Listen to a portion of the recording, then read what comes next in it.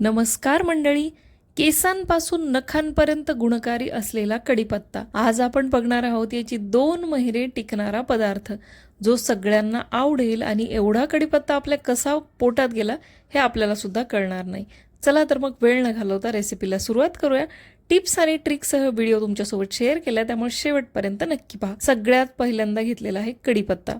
आपली जी घरातली वाटी असते त्या वाटीने दाबून दाबून अशा 3 वाट्या, म्हणजे मी 20 रुपयाचा कढीपत्ता आणला होता, भरपूर असा मिळाला. अशा 3 मोजून वाट्या त्या झाल्या होत्या.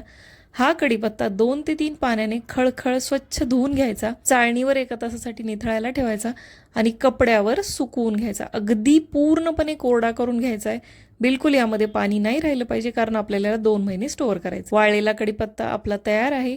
कढईमध्ये 2 चमचे तेल घालायचं. त्यामध्ये हा जो मी चमचा व्हिडिओत दाखवला आहे, हा 2 चमचे मी उडदाची डाळ घातलेली आहे.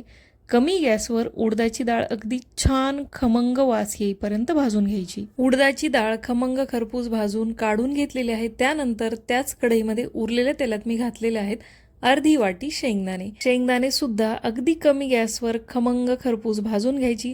शक्यतो शेंगदाणे वाळलेले वापरण्याचा प्रयत्न करायचा, म्हणजे त्यामधलं मॉइश्चर लवकर निघून जातं, लवकर भाजतं आणि आपला पदार्थ जास्त काळ टिकायला मदत होते. छान भाजून झाल्यानंतर शेंगदाणे काढून घेतलेले आहेत.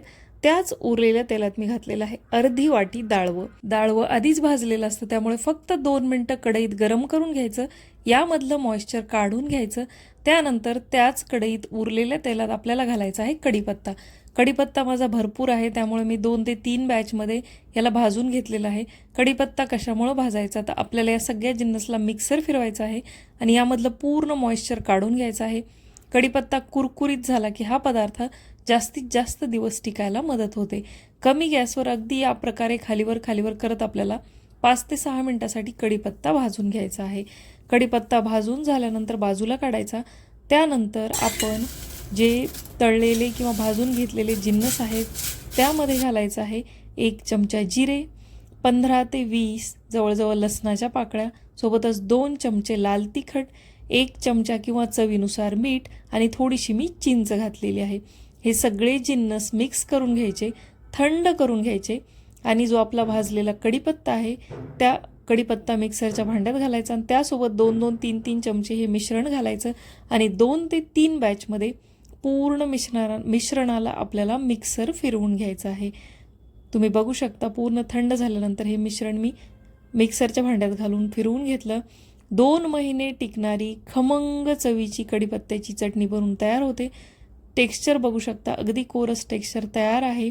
वजन कमी करायचं असेल, शरीरातलं कोलेस्ट्रॉल कमी करायचं असेल, व्हिटॅमिन सी, ए आणि ई असल्यामुळे त्वचा चांगली राहते, स्किन चांगली होते, असा भरपूर कढीपत्त्याचा उपयोग आहे.